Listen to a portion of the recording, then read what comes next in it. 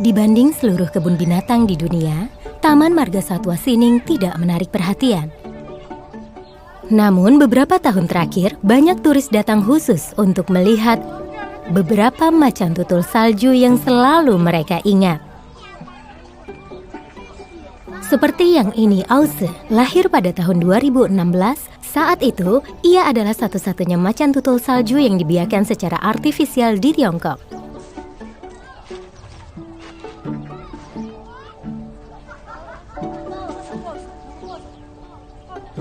Lalu yang ini juga Tahu.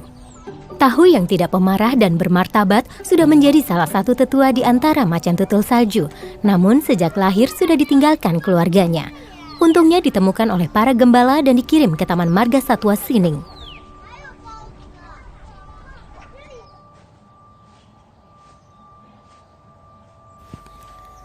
Di lembah macan tutul salju yang tidak dibuka untuk pengunjung, masih ada 2 ekor macan tutul salju yang baru saja tiba. Bahkan Taman Marga Satwa Sining juga disebut Pusat Penyelamatan dan Penangkaran Satwa Liar Qinghai. Sebagian besar hewan di taman ini berasal dari penyelamatan di alam liar dan pembiakan buatan. Di taman ini, macan tutul yang terus bersembunyi itu bernama Ling Suang. Ia datang ke Taman Marga Satwa Sining saat berumur 2 tahun. Saat itu, setengah tubuh Ling Suang lumpuh dan tidak bisa buang air besar. Para penjaga menghabiskan waktu setengah bulan untuk merawatnya, sampai ia bisa berdiri lagi. Namun ia tidak bisa menangkap mangsa sendiri. Jadi kebun binatang menyerah untuk melepaskannya ke alam liar.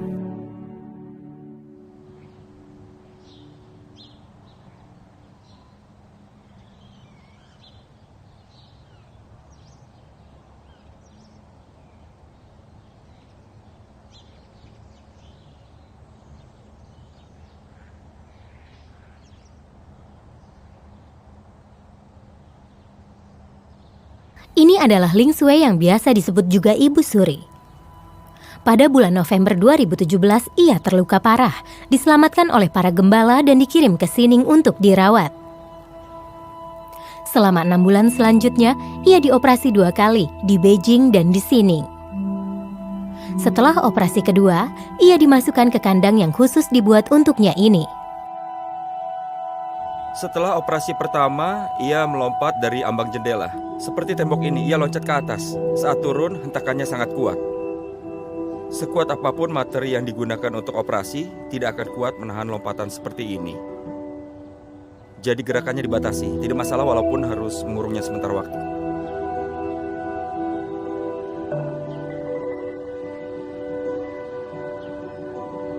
Pada musim panas tahun 2019, di Taman Marga Satwa Sining terjadi peristiwa bahagia.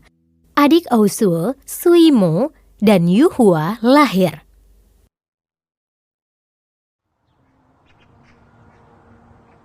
Kesini sayang.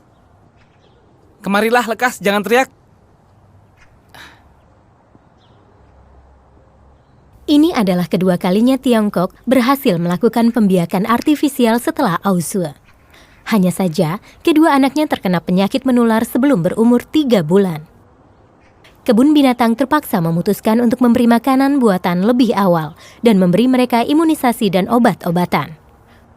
Dari perspektif data penyakit menular ini, dampaknya pada spesies kucing sangat serius. Tingkat kematiannya tinggi. Namun kami mendeteksinya tepat waktu. Kami juga mengobatinya tepat waktu dan menggunakan pengobatan intervensi medis untuk perawatannya. Hanya butuh waktu seminggu untuk mereka pulih. Hal ini juga menyadarkan kami kalau kami harus meluangkan waktu untuk kekebalan tubuh. Prosedur imunisasi harus dimajukan. 54,48 kg.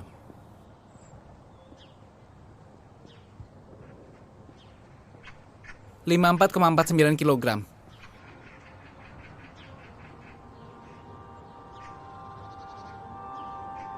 Jangan lari ya. Dengan perawatan intensif dari semuanya, Suimo dan Yu Hua akhirnya melewati masa kritisnya. Namun beberapa bulan kemudian muncul kesulitan makan. Taman Marga Satwa Sining segera mengundang para ahli dari Beijing untuk memeriksa mereka.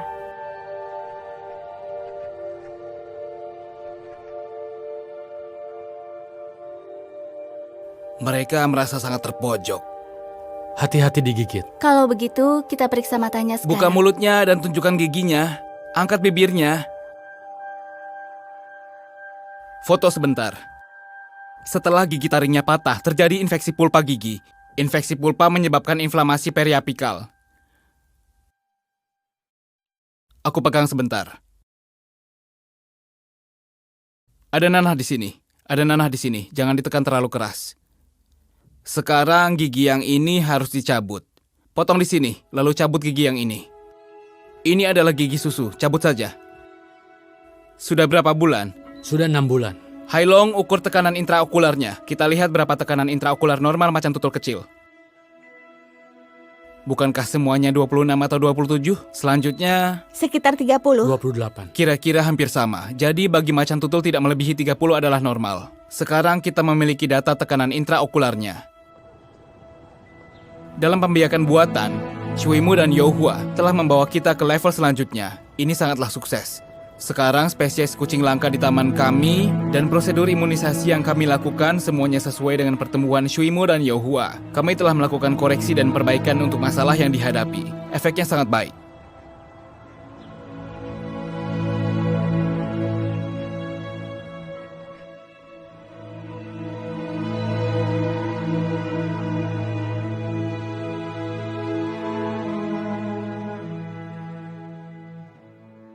Sanjiang Yuan terletak di pedalaman dataran tinggi Qinghai, Tibet, dengan ketinggian rata-rata lebih dari 4.700 meter. Tempatnya tinggi, dingin, kadar oksigen rendah, luas, dan penduduknya sedikit.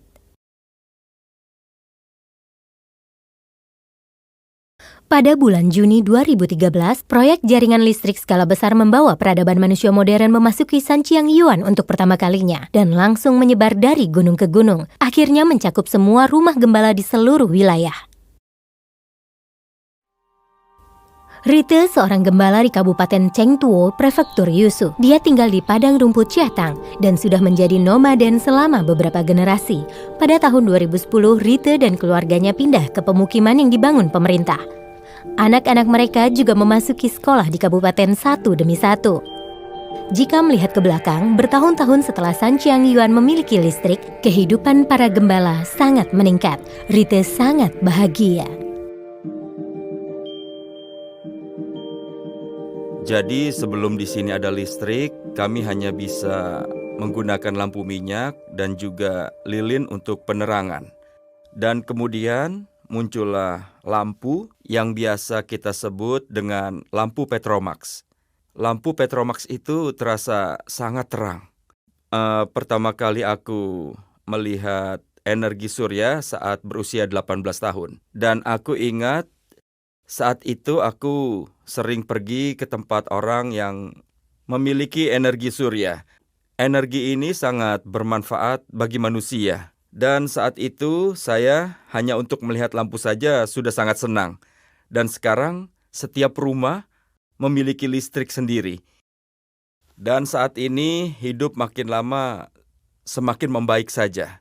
Dan kami sangat senang dan juga kesehatan anak-anak semakin terjamin. Itu membuat kami merasa semakin nyaman.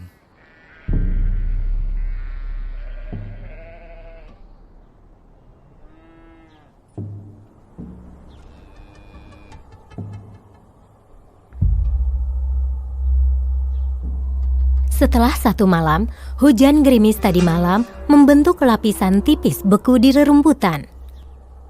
Belum musim dingin, tetapi suhu sudah menurun tajam. Seekor yak muda yang lahir tahun ini di keluarga Rite mati membeku. Wah, kelihatannya anak ini cukup besar, tapi tidak ada lukanya.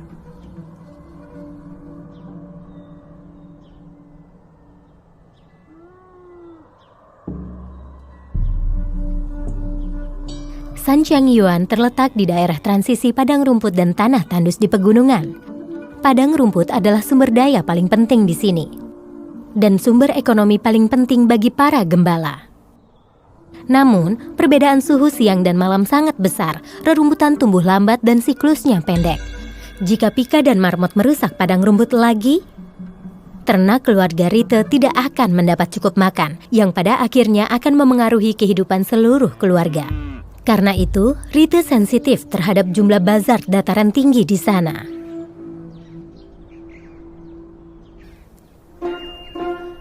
Bazard adalah burung pemangsa.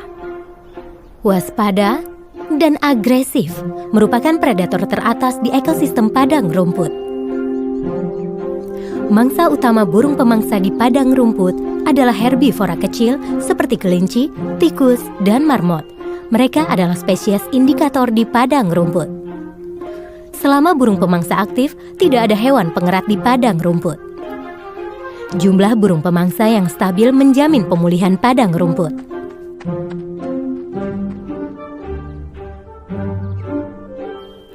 Namun, seganas-ganasnya burung pemangsa akan rentan juga saat beranak. Mereka memilih tinggal di tempat tinggi, bersarang di atas batu, atau bukit yang tinggi untuk mengerami. Bazard juga tertarik membuat sarang di tiang listrik tegangan tinggi. Ini tidak hanya bisa melukai bazard, tetapi juga dapat menyebabkan kegagalan jaringan. Melihat ini, perusahaan listrik lokal memikirkan solusinya.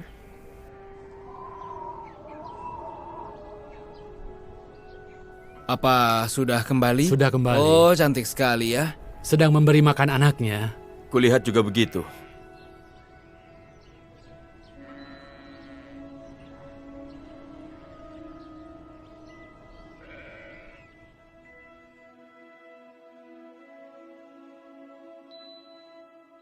Setelah beberapa percobaan dan koreksi, perusahaan listrik lokal mulai mendirikan sarang buatan di tiang saluran transmisi, membuat lengan insulasi, lalu mengganti insulasinya dan jalur arusnya, memberikan habitat yang aman untuk burung pemangsa ini, dan menghindari bahaya yang tersembunyi bagi jaringan kawat listrik.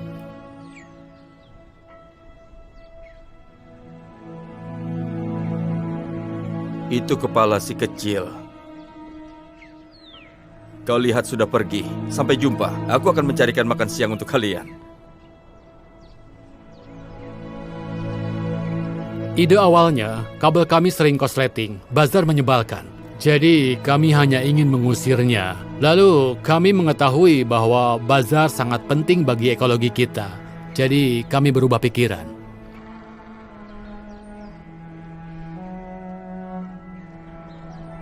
Sarang burung buatan adalah salah satu yang paling menarik perhatian bagi burung pemangsa untuk membiakkan burung kecil, dibuat dengan menggunakan keranjang bambu, dengan diameter 50 cm dan kedalaman 40 cm. Setelah diperkuat, lalu didirikan di tiang saluran transmisi.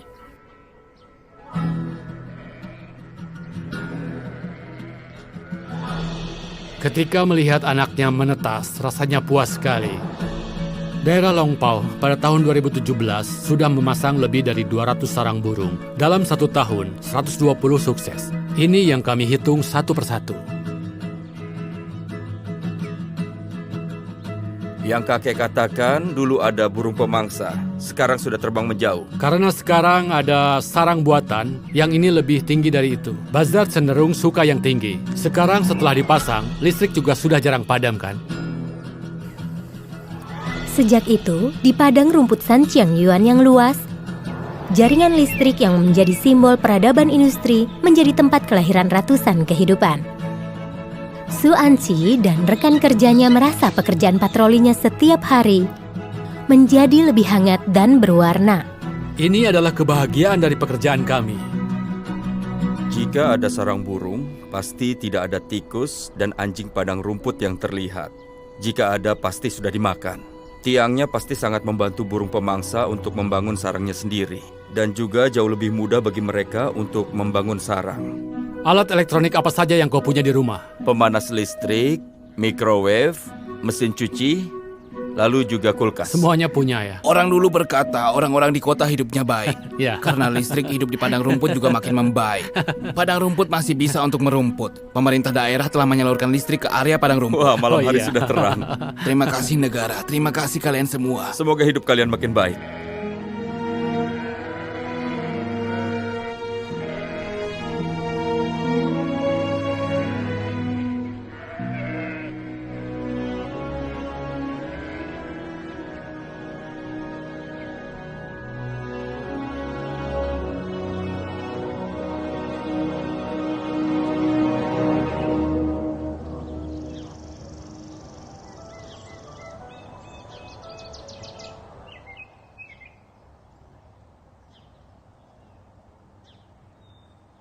Januari 2019, seekor macan tutul salju dikirim dari Sanjiang Yuan ke Taman Marga Satwa Sining. Macan tutul salju ini berusia lebih dari 10 tahun. Walaupun tidak ada luka besar, ia kurus. Pada kenyataannya, ia ditemukan oleh para gembala dan dikirim ke Sining setelah pingsan kelaparan. Yang paling bermasalah sekarang adalah matanya. Sepertinya ada hiperplasia di mata kirinya. Kemudian kita tidak bisa mendekatinya sekarang. Jika menggunakan anestesi, takut fisiknya terlalu buruk dan tidak bisa menahannya. Jadi harus memasukkan dahulu obat anti radang dan yang lainnya ke dalam makanannya.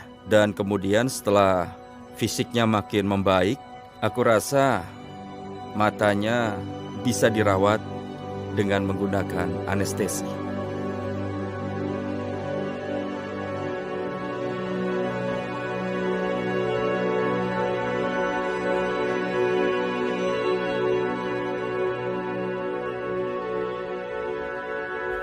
Pada tanggal 25 November 2019, tepat setelah pukul 6 sore, hari sudah gelap di Sining. Penerbangan selama 2,5 jam membawa Qin Yipeng menjauh dari pekerjaan mengajar dan penelitiannya. Qi Xinzang, wakil direktur Taman Marga Satwa Sining, menunggu di bandara lebih awal. Guru Qin!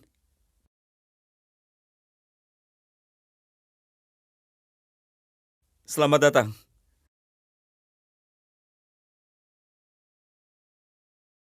Keduanya keluar bandara dan bergegas menuju rumah sakit hewan lokal. Qin Yipeng akan melakukan operasi katarak pada mata Ling Han besok. Malam ini akan menjadi saat paling penting untuk mempersiapkan operasi.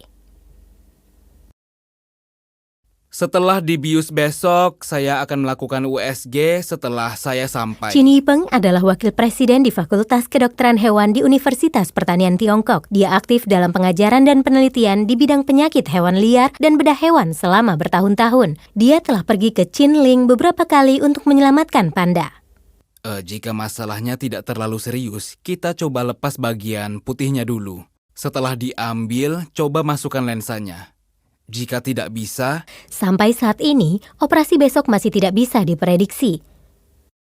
Binatang buas seperti macan tutul hanya bisa diperiksa di bawah pengaruh anestesi. Saat ini, data penelitian tentang macan tutul salju sangat langka. Dan operasi katarak pada macan tutul salju lebih jarang lagi. Saya tidak berani mengatakan ini yang pertama di dunia. Kami juga telah mengecek berita dan juga literatur dan catatan akademis. Semuanya tidak ada. Sekarang kita menganalisa kalau ini adalah katarak lama. Makin lama waktunya, kristal yang akan dikeluarkan makin mengeras. Lalu masalah lainnya adalah tidak ada yang khusus membuat lensa intraokular hewan liar. Hanya bisa digantikan dengan lensa intraokular kuda. Kecocokannya tinggi. Dasarnya adalah ukurannya cocok. Ini adalah lensa yang diimpor khusus dari Jerman oleh salah satu badan amal kita. Ada 3 ukuran. Ukuran 21 mm, 22 mm, 24 mm. Kira-kira 22 mm. Namun besok kita lihat lebih spesifik. Jika bedanya terlalu banyak, tidak bisa dipakai.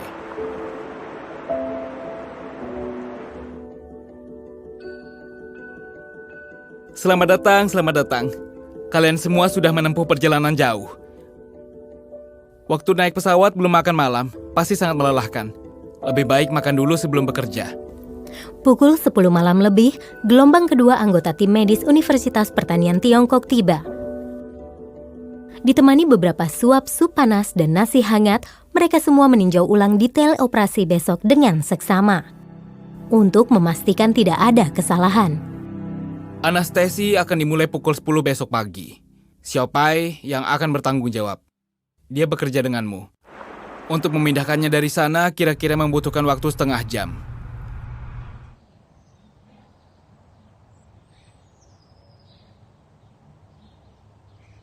Operasi dimulai pukul 9 pagi. Kebun binatang baru saja dibuka. Dan kandang macan tutul sudah sibuk. Setelah 10 bulan pemulihan, badan Ling Han menggemuk dan warna bulunya semakin cerah. Namun gerakannya tetap lambat, dan kedua matanya tetap keruh. Telinganya yang tajam sudah menyadari kalau pagi ini tidak biasa. Sudah mulai kan? Iya. Baik.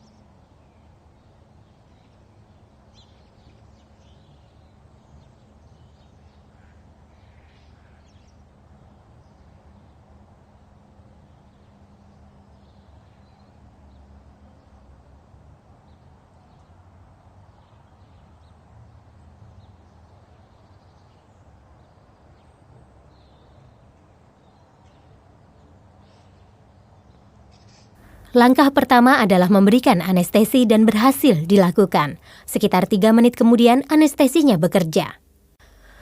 Orang-orang yang mengamati mulai menghitung mundur.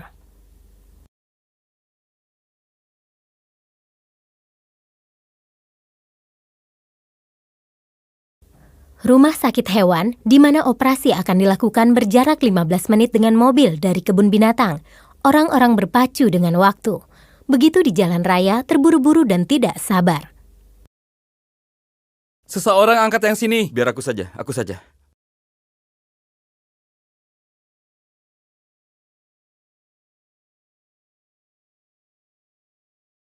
Setelah tiba di rumah sakit dan badannya ditimbang, Ling Han diambil alih oleh tim medis Universitas Pertanian Tiongkok. Dokter mengambil darah dan melakukan intubasi. Yang paling ditakutkan Chin Yipeng adalah apakah lensa mata yang disiapkan dapat digunakan oleh Ling Han atau tidak.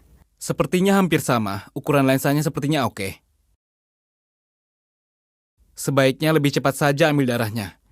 Suntikan yang di sini juga sudah beres. Setelah inspeksi pertama, hasilnya kurang baik. Hal yang paling tidak ingin aku lihat terjadi. Strukturnya tidak terlalu bagus, kristalnya terpecah. Di mata satunya, kelopak mata ketiga menonjol. Ia menggosok matanya saat berkedip. Jadi hari ini harus dibuat semulus mungkin. Jadi aku harus memperbaiki luka di mata kirinya, di saat yang sama menangani katarak di mata kanannya. Sudah bisa? Sudah, masuk saja. Aku masuk ya. Sudah dipotong ya? Mungkin ada luka yang menyebabkan masalah pada matanya ini. Katarak ini ada penyebabnya, jadi katarak yang disebabkan oleh luka. Spesies kucing akan menyerang wajah saat berkelahi. Bisa saja mata yang satunya terluka lagi saat bertarung. Jika begitu, sepasang matanya bisa buta. Tidak bisa, ada sedikit lelehan. Membran kantung anteriornya keras dan rapuh. Meskipun sudah menyesuaikan ekspektasinya dengan kondisi Ling Han, tetapi tidak lama setelah operasi dimulai, Chin Yipeng menemukan lagi masalah kedua. Nukleus lensa mata kanan Ling Han sangat keras.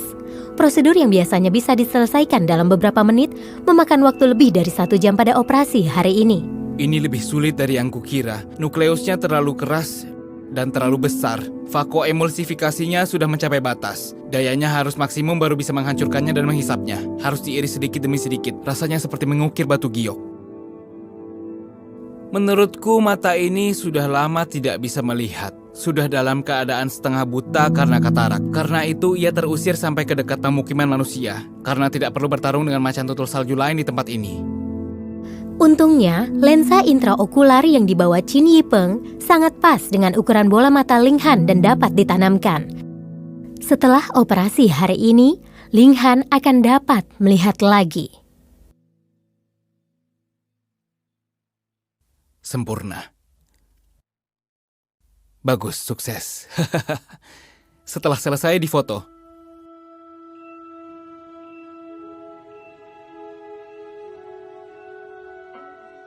Kita pasti berharap hewan liar bisa kembali ke alam. Namun, yang sudah tua seringkali sulit dikembalikan. Jika dilepas biasanya akan mati.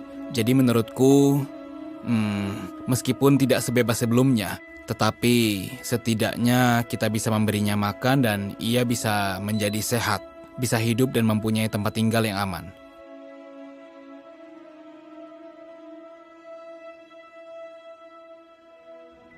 Berikan obat tetes matanya dulu. Teteskan obat matanya.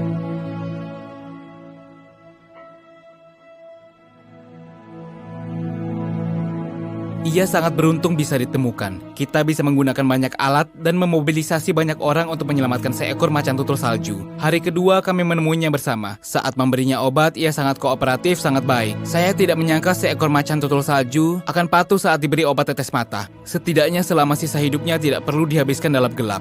Hati-hati. Baik, sudah. Dalam 1 atau 2 jam ditetesi lagi.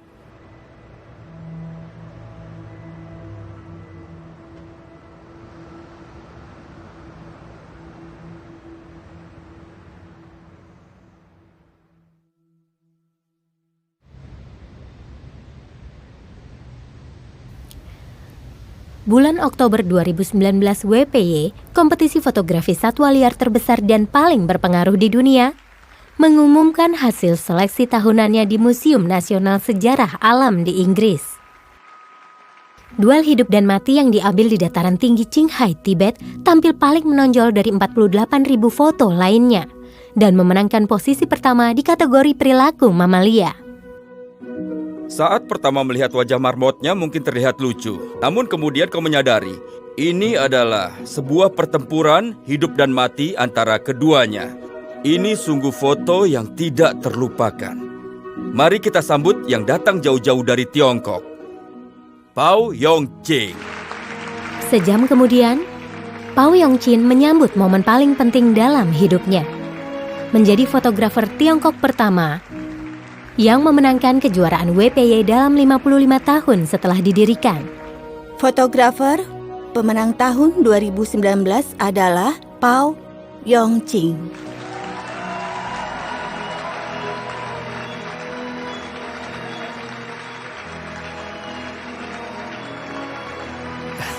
Terima kasih banyak. Saya tidak menduga memenangkan penghargaan ini. Jika hasil karya saya membuat banyak orang menyukai satwa liar dengan kagum, itu merupakan kebahagiaan terbesar bagi saya. Terima kasih. Bab 4. Bayangan.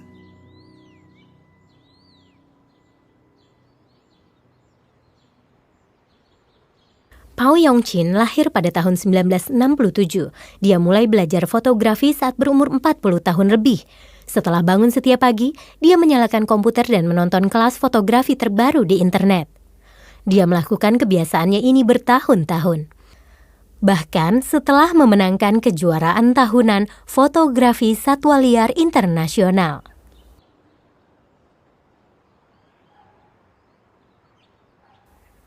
Kau sudah menonton ini beberapa kali, masih menonton di sini. Harus ditonton lagi. Di dapur, istri Pao Yongqing menyiapkan makanan untuk dibawa saat keluar. Untuk memotret hewan liar, Pao Yongqing seringkali pergi saat pagi dan bahkan bermalam di pegunungan. Makan siang dari istrinya adalah sumber energinya saat di luar. Bawa ini dan dagingnya. Baik, aku pergi. Sampai jumpa. Pulanglah lebih awal. Iya, Telepon saat pulang. Baik. Pao Yongqing lahir dan besar di Qinghai. Dia tinggal di Kabupaten Tianjin, Prefektur Otonomi Tibet dan Haixi, Mongolia. Dia tumbuh di tepi Danau Qinghai dan di kaki Gunung Qilian. Sejak dia menyukai fotografi, gunung, sungai, air jernih, langit biru, dan hewan liar di kampung halamannya menjadi sumber kreativitasnya.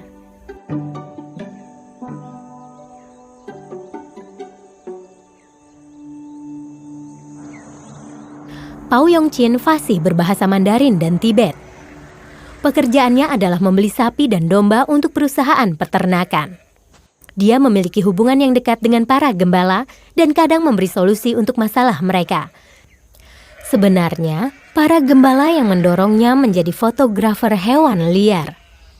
Di kampung halaman saya, ada banyak hewan liar. Anda bisa melihat banyak hewan liar berkeliaran di sekitar rumah gembala. Mereka tidak takut pada orang-orang ini.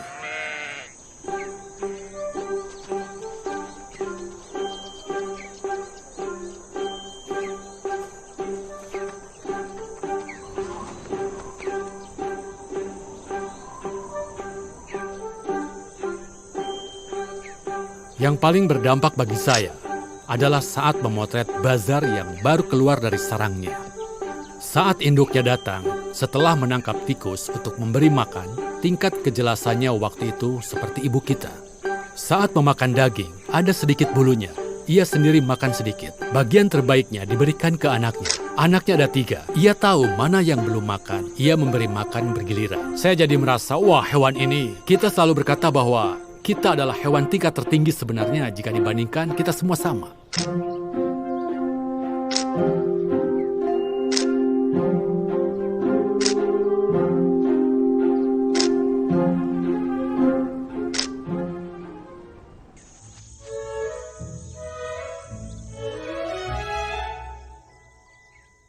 Rubah Tibet adalah spesies endemik dataran tinggi Qinghai, Tibet. Merupakan hewan liar yang dilacak dan diperhatikan oleh Pao Yongqin selama bertahun-tahun. Setiap tahun dari bulan Maret hingga Juli adalah musim bagi rubah Tibet melahirkan generasi selanjutnya. Juga merupakan waktu ideal bagi para fotografer untuk memotret rubah Tibet. Setelah menemukan rubah Tibet, maju sedikit demi sedikit, maju 5-10 meter, dan diam di sana. Tidak bergerak 1-2 jam.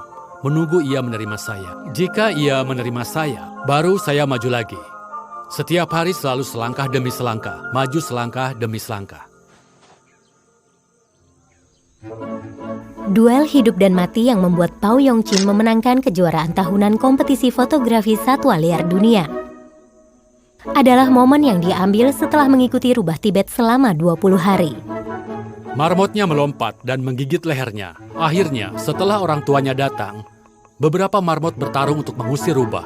Orang tua melindungi seperti ini. 2 marmot bergandengan tangan, dan ada marmot kecil di kakinya. Mereka melindunginya seperti ini. Namun saat itu, si kecil sudah terluka. Rubah Tibetnya datang berlari dan menggigit lagi. Selesai memotret, lalu pulang. Suasana hati saya jadi sangat buruk. Beberapa hari lalu di tempat ini, lihat di situ. Para gembala di Kabupaten Tianjin sering memberi info kepada Pao Yongqin. Memberinya kesempatan merekam momen menakjubkan hewan liar di kampung halamannya. Dia berharap generasi selanjutnya bisa mewarisi kecintaan terhadap alam dan hidup harmonis dengan semua makhluk hidup. Saya ingin membuat album foto untuk anak-anak ini.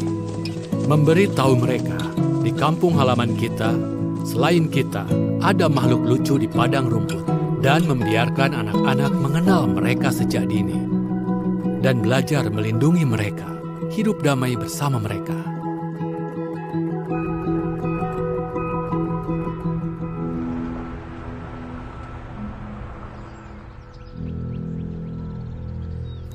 Pada musim panas 2020, Taman Marga Satwa Sining memiliki rumah sakit sendiri.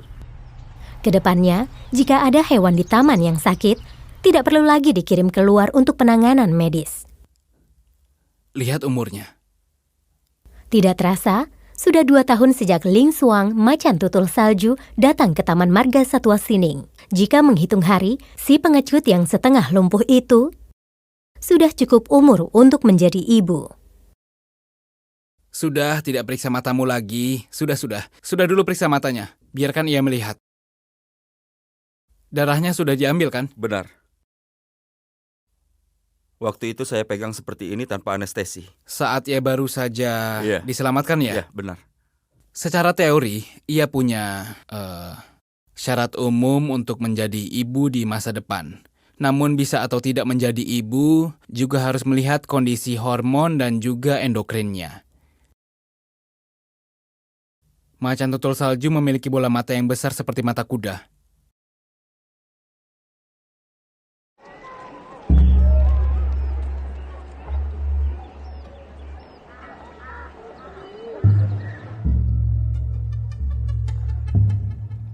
Maret 2011, seekor macan tutul salju ditemukan di luar sekolah di Kabupaten Otonomi Menyuanhui, Qinghai. Beberapa dokter dari Taman Marga Satwa Sining segera datang ke tempat. Setelah diobservasi dan evaluasi, mereka memutuskan untuk membius macan tutul salju dan mengambil darahnya untuk pemeriksaan. Pada saat ini, macan tutul salju meringkuk di dekat dinding. Kepalanya cedera dan pandangan matanya kosong. Ia seperti kehilangan kemampuan untuk bereaksi terhadap kejadian di sekitarnya.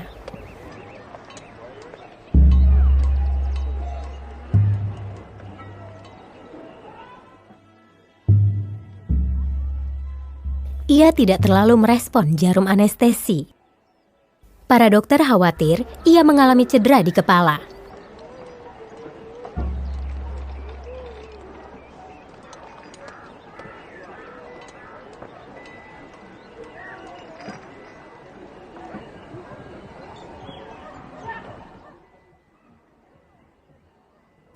Hasil darahnya menunjukkan tidak ada penyakit menular.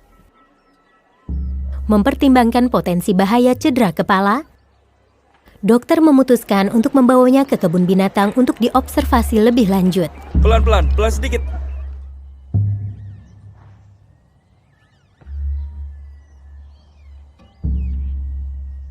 Taman Marga Satwa Sining menamainya Lingse.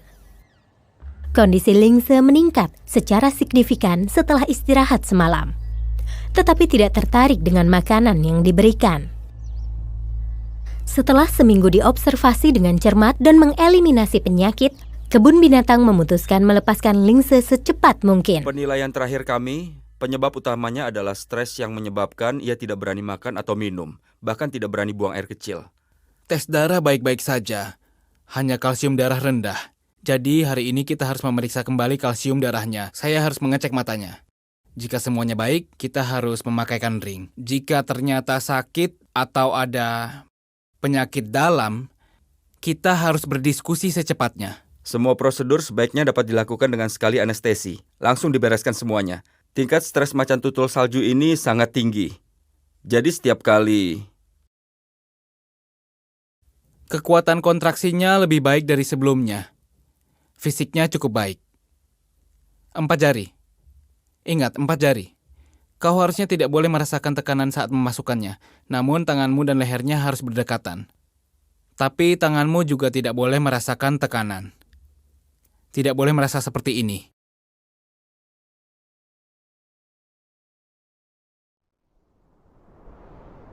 Ketika dilepas di alam liar, kita harus menilai apakah ia bisa berburu dan memangsa sendiri atau tidak. Jika dapat menemukan tempat untuknya, persyaratan untuk dilepas terpenuhi. Perkiraanku adalah 3.900 meter di atas permukaan laut. 3.908 meter.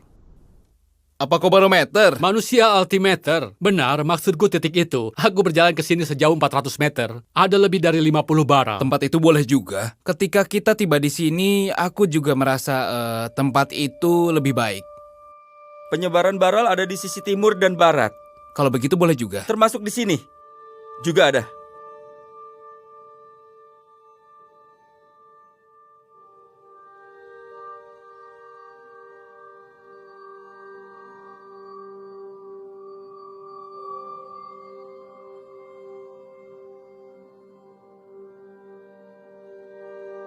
Sudah keluar. Saat melepaskannya, kita memakaikan alat pelacak dan melakukan evaluasi jangka panjang. Bahkan kita harus mencari dan menemukannya 2 atau 3 kali berturut-turut untuk memeriksa kondisi fisiknya.